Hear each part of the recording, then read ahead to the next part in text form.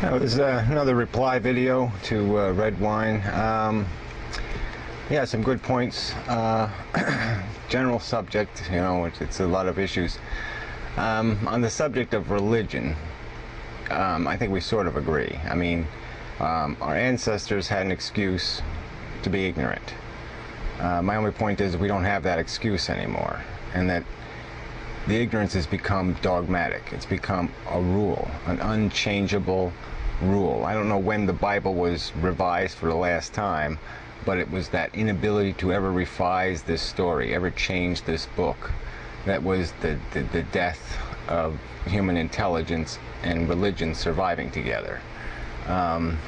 You know, but you can go into the history and you see how, you know, they were just playing with the religion. You know, it evolved. I mean, first the gods had sons and daughters, and, you know, the whole thing just grew, but it kept changing.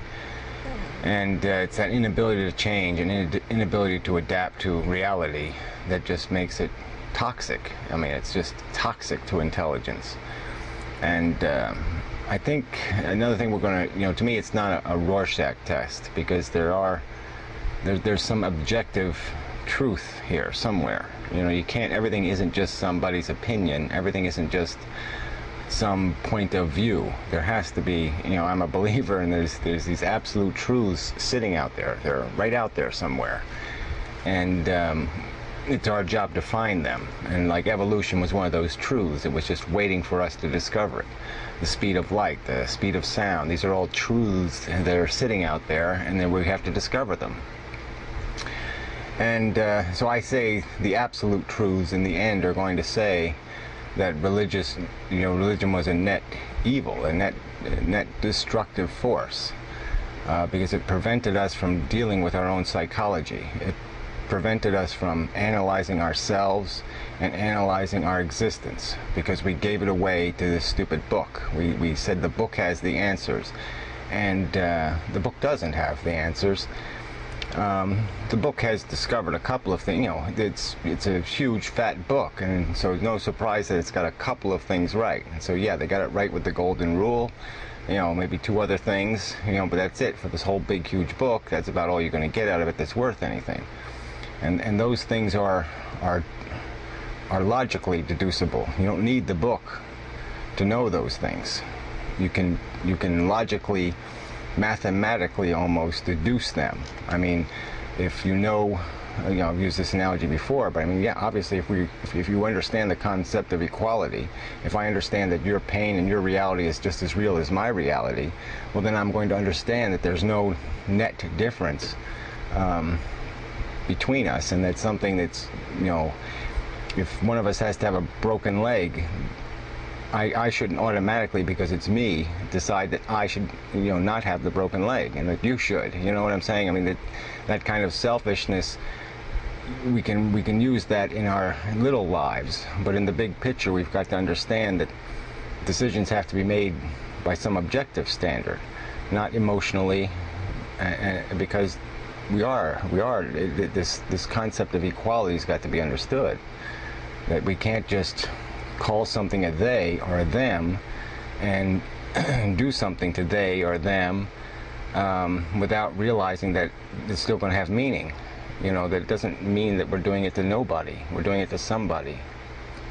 So anyway, so I guess that's enough on the general subject of religion. I just would also go a step further and say, you know, it's getting us into wars, it's getting us into conflict, but it's also oppressing our society.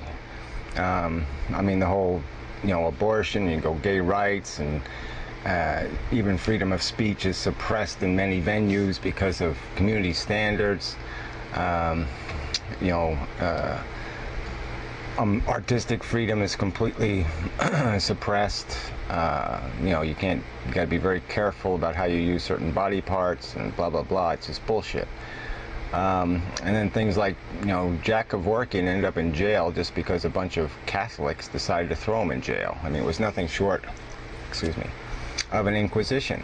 That's all it was. It was a religious trial. I mean, he was just guilty of violating a moral taboo, not committing any crime against any individual's rights. So it's just stupid.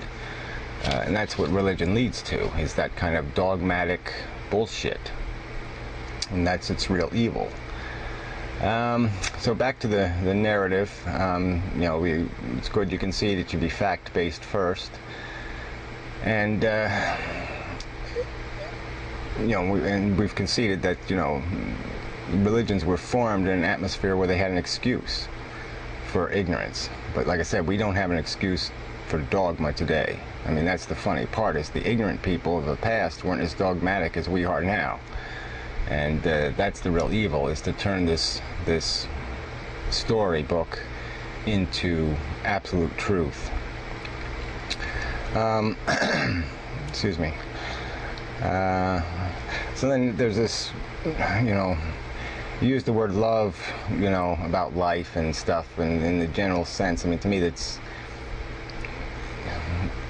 life's got to be separated from this. We are emotional beings, and we can concede that, but our perception of the universe we've got to try to be unemotional in how we perceive the truth. And I guess that's sort of where you like to fudge the line a little more than I would prefer. And that's where we get into this thing about beauty and the values in life.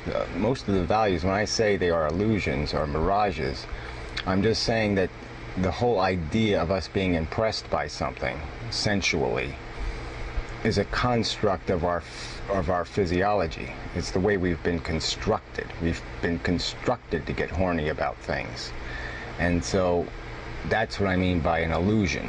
It's not a real need.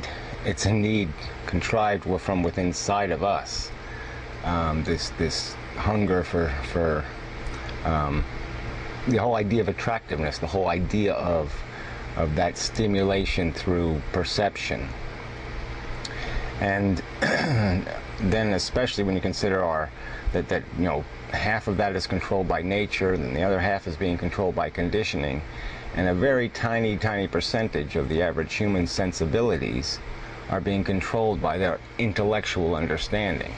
I mean, I can intellectually understand that a kitten is the same as a rat, but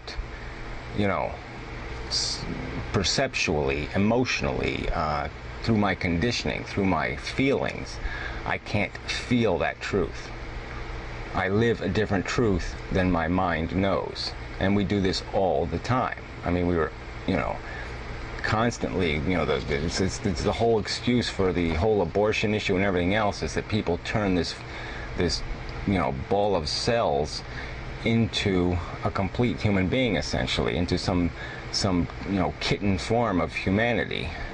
And they are so emotionally wrapped up in what they're thinking about or how they're perceiving it, that they're not applying any objective reasoning to the equation. I mean, you can, there's just obvious things. I mean, at one point get into the physics of it, but it's always disturbed me that, we'll go in with a pair of pliers, essentially, and smash their skulls as we're pulling them out. In a perfectly normal birth, a human skull is, unformed at birth because of the fact that the brain's a little bit bigger than the woman can stand birthing. And, people can see, that trauma is not a trauma, which is ridiculous. I mean, of course it's a trauma, but obviously the organism has been constructed where it's not really put together yet. It's not a baby. Even when it's born, it isn't really a conscious being, because it still hasn't even finished its embryonic growth, in a sense. In a sense, even a full-term baby is premature, in terms of what it has to turn into a human being. And well, anyway, so that's a whole nother subject, but it's just the idea that that's the perception problem. That's the thing that religion does, and that's the thing that, and once intelligence is stifled by fairy tales and presumptions of good, this idea of, I'm glad you agree that, the first thing our priority is goodness. We've got to look for that. We've got to be that. That's what we'll be able to seduce people away from religion with, is the idea of goodness. It can't just be about freedom. It has to be about something good. And so where was I going with this? Sorry, talking a little fast for me. Running out of time.